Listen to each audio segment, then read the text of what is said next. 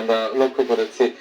তারা বলছিলেন যে যে কোনো নামাজ কিন্তু হচ্ছে শুরু হবে। আমরা দেখতে পাচ্ছি এখানে এসে পরিবারের তারেক রহমান এসে পৌঁছেছেন এবং বেগম খালেদা জিয়ার তারেক রহমান এসে পৌঁছেছেন এবং বেগম খালেদা জিয়ার যে পরিবারের সদস্য তারা কিন্তু এখানে এসে পৌঁছেছেন। আমরা দেখতে পাচ্ছি তিনি এসে তারেক রহমান এসে প্রধান উপদেষ্টা ডক্টর মোহাম্মদ ইউনূসের সাথে কিন্তু হ্যান্ডশেক করেন এবং তিনি কুশল বিনিময় করে কিন্তু তার পাশেই ঠিক তার বাম পাশে কিন্তু দাঁড়িয়ে পড়েন। আমরা দেখতে পাচ্ছি বেগম খালেদা জিয়ার যে বড় সন্তান তিনি প্রধান উপদেষ্টার পাশে এই মুহূর্তে দাঁড়িয়েছেন।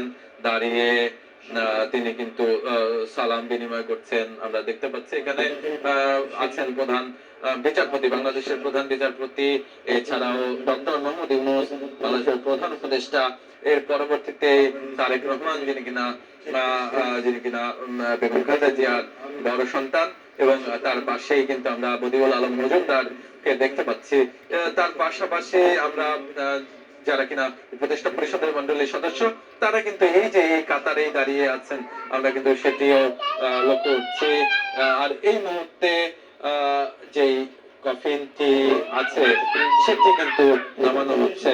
আমরা কফিনটি নামানোর দৃশ্য দেখতে পাচ্ছি। একটি লাল সবুজের পতাকা দিয়ে মোড়ানো যে কফিনটি সেটি কিন্তু স্টেজে উঠানো হচ্ছে। স্টেজে কিন্তু চলে এসেছে।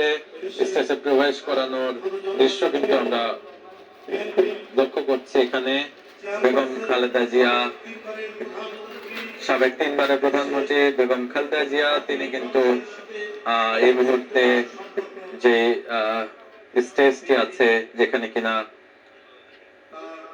জানাজার নামাজ অনুষ্ঠিত হবে সেখানে নামানোর প্রক্রিয়া চলছে। আমরা দেখতে পাচ্ছি এক পাশে ডক্টর জাহিদ যিনি কিনা দীর্ঘ সময় তার পাশে ছিলেন, তার অসুস্থতার পাশে ছিলেন, সেই কফিনটি বহন করছে ডক্টর জাহিদ এবং তার পরিবারের এবং দলের কয়েকজন সদস্য কিন্তু এই পুরো কফিনটি বহন। তার চোখে মুখে বলাই চলে আমরা দেখছি তিনি আপ্লুত হয়ে আছেন। তিনি বারবারই তার চোখে পানি চলে আসছে। আমরা অন্যান্য সময় তিনি যখন আমাদেরকে সংবাদটি জানাচ্ছিলেন বেগম খালেদা জিয়ার ইন্তেকালের সংবাদ জানানোর সময় আমরা দেখেছি যে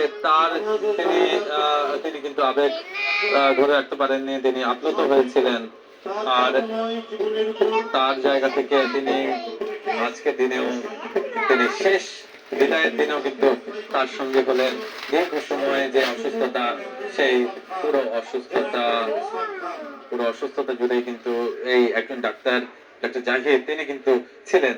সেই জায়গা থেকে আজকে এই যে কফিন নামানোর সময় আমি তাকে দেখলাম, তিনি কিন্তু নামাচ্ছিলেন। পুরো কফিন যখন বহন করছিলেন তখন তার চোখে অশ্রু কিন্তু আমরা লক্ষ্য করলাম। তার পাশাপাশি যে জানাজার নামাজ সেটি যে প্রথম যে ধাপ সেটি কিন্তু শুরু হচ্ছে। এই মুহূর্তে বেগম খালেদা জিয়ার যে স্মৃতিচারণ সেটি করছেন নজরুল ইসলাম খান, বিএনপির সিনিয়র নেতা।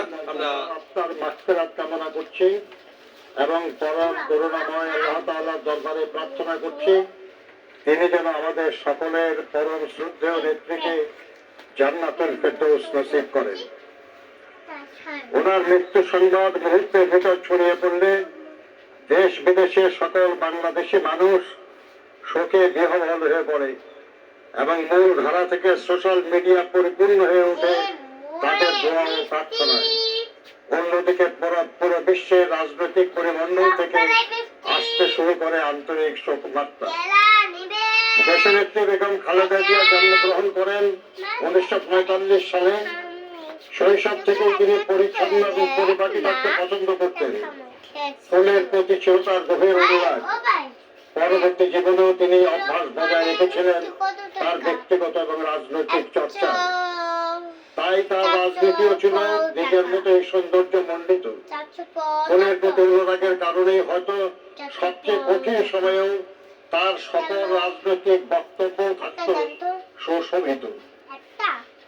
1960 সালের 5 আগস্ট তৎকালীন সেনাবাহিনীর চৌকস কর্মকর্তা